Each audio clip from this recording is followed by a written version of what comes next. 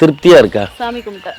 நான் சோத்தையா தின்ட்டு வர திருப்தியா இருக்குன்ற, சாமி கும்பிட்டு வரேன், மனசு அமைதியா இருக்குன்னு சொல்லு. அமைதியும் திருப்தி எல்லாம் ஒண்ணுதான்ப்பா. இது குடும்ப வாக்குவாதம் இங்க.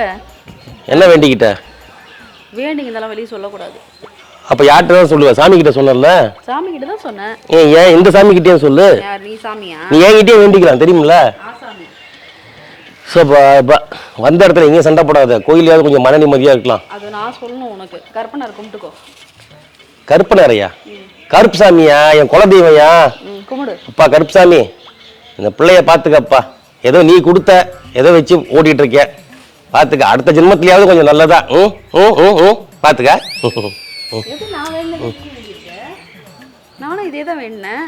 என்னன்னு? அடுத்த ஜென்மத்திலாவது இவன்கிட்ட என்ன காப்பாத்து. அடுத்த ஜென்மத்திலாவது இதே ரவிராஜா எனக்கு கொடு, அதுவும் கியூட்டா ஸ்மார்ட்டா ஹைட்டா இதே மாதிரி இருக்கிற ஒரு ஆளை கொடுன்னு தான் சொல்றேன்.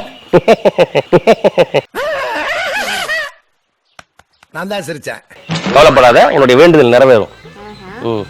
அதான் வேண்டி இருக்கேன்.